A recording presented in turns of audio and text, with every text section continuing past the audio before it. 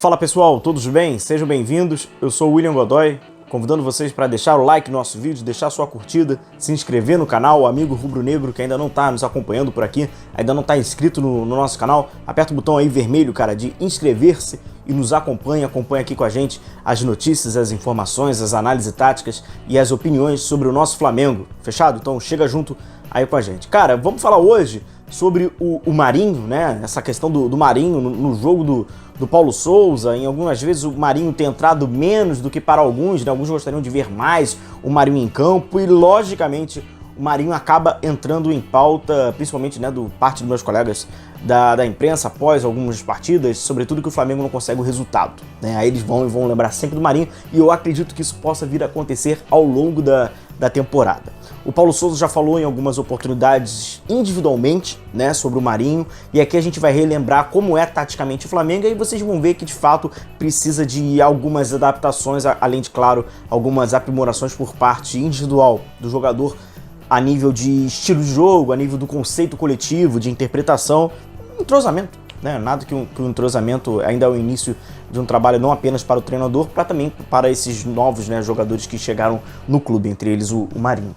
Na coletiva após o empate no Flamengo com 2-2, eu lembro que eu estava no estádio, estava no Newton Santos, grande parte dos torcedores que estavam presentes pediram Marinho, gritaram Marinho no decorrer do tempo do segundo tempo, e aí no final do jogo também chamaram o Marinho. O Marinho é um cara que tem rola uma certa empatia por grande parte da arquibancada. O torcedor gosta do Marinho, né, vê algumas valências interessantes do Marinho individualmente, enfim, tem a questão da apresentação do Marinho também, foi muita identificação, então enfim, o torcedor do Flamengo, apesar do Marinho ainda não ter feito nada pelo clube, o torcedor do Flamengo gosta, tem uma simpatia e pelo personagem também que é o Marinho, então gosta dele, né?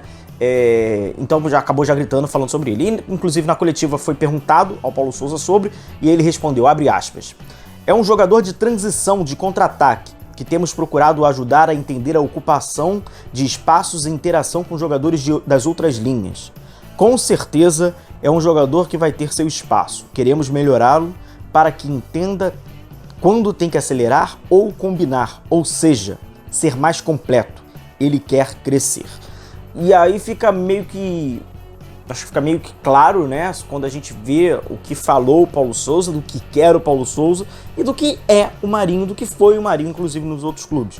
Quando o Paulo Souza fala sobre ocupação do espaço, sobre entender as outras linhas, ele fala, né, do jogo de associação, desse jogo mais apoiado, desse jogo de localização, né? Então, obviamente que o Marinho vai ter e precisa de fato entender isso, porque o Marinho ele foi estimulado, né, ao longo da sua carreira e nos outros, principalmente no último, onde ele jogou muito bem, que foi naquele Santos do Cuca. Ali ele era estimulado para fazer um jogo individual. Então ele acabou, né, se formando ali, apesar de ser um jogador mais experiente, mas sempre um jogador individual, que joga na ponta e é individual. Baixa a cabeça, sai correndo com a bola, quando achar necessário, mais próximo à área, solta um mini míssil aleatório. Este é o Marinho. E esse é o Marinho, inclusive, que desequilibrou no Santos. O Santos que chega na decisão da Copa Libertadores é com este Marinho. É com o Marinho individualista, com o Marinho dos mini mísseis aleatórios, do Marinho que desperdiça algumas oportunidades pela tomada de decisão errada, mas que aproveita muitas oportunidades por ser tão aleatório assim. E naquele Santos do Cuca, deu certo e deu muito certo. Este Marinho do Santos, no Flamengo, ele precisa, obviamente, de uma readaptação. Isso é lógico. O Flamengo ele tem um conceito do jogo apoiado, o Flamengo tem um conceito do jogo mais coletivo, do jogo da localização. Então, assim, não é o Marinho arriar a cabeça, sair correndo com a bola, driblar 3 e chutar da onde for que vai resolver os problemas e vai solucionar os problemas do Flamengo. Nem sempre. Pode ser que num desses mini-mísseis aleatórios ele entre. Mas para entrar esse, ele vai ter que desperdiçar vários. Então, não é isso que o Paulo Souza quer. Então, assim, fica bem claro pra gente. Inclusive, esse é o mapa de calor do Marinho, nessa época aí do Santos, né? A gente vê que é um jogador que trabalha bem aberto pelo lado direito, né? Praticamente espetado pela ponta, como ele é um canhoto, ele vai trazendo por dentro e ali ele consegue resolver.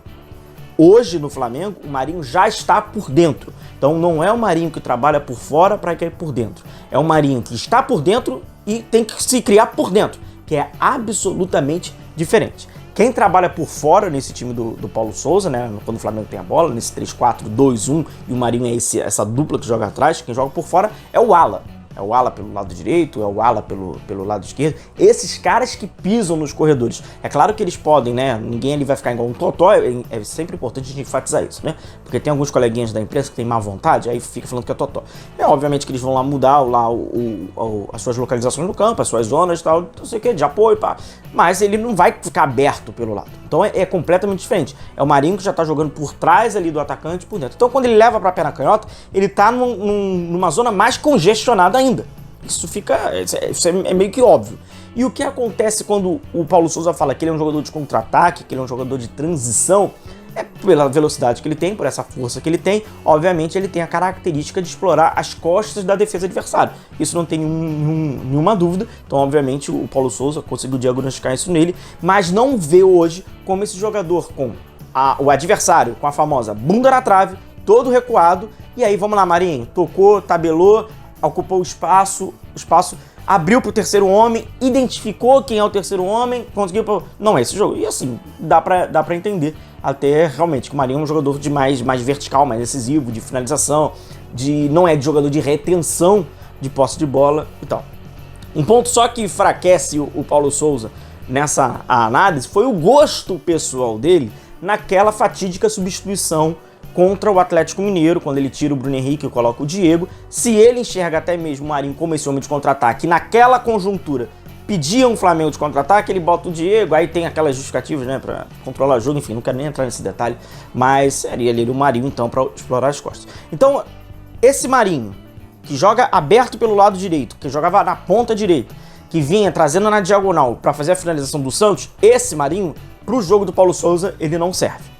O Marinho que serve para o Flamengo vai ser um Marinho que vai ter que interpretar corretamente a ocupação dos espaços, vai ter que usar sua finalização no momento certo, na hora certa. Abre um parênteses importante, porque eu estava também no estádio, então é importante a gente ter isso, a gente falar sobre isso. No jogo contra o Madureira, que o Flamengo inicia no primeiro tempo contra o Madureira, que faz uma partida bem ruim, inclusive, nos primeiros 45 minutos, o Marinho tem algumas oportunidades que ele pega a bola e sai correndo com ela. Ele sai correndo com ela, não tem associação nenhuma, ele acaba se distanciando dos colegas, não tem uma interação coletiva, né? Quebra o circuito, ele sai correndo, e aí nessa oportunidade ele saiu correndo, e precipitadamente, era óbvio que era precipitado, ele tenta um chute da intermediária, ele desvia na defesa do Madureira, se não me engano é um lateral, assim, houve uma precipitação na tomada de decisão. Nesse momento foi instintivo, o Marinho fez isso, eu olhei pro Paulo Sousa. O Paulo Sousa, na hora, fez um gesto de negação, então assim, não gostou, mas é óbvio que não gostou, porque o cara abaixou a cabeça, ele saiu correndo e deu um chute aleatório, de fato aleatório. A gente fala brincando, mas o Marinho toma decisões ruins, a tomada de decisões dele, ele é ruim, principalmente para um técnico que prioriza esse jogo coletivo. Aí o pessoal perguntou, mas com o Cuca, como é que é o jogo com o Cuca, galera?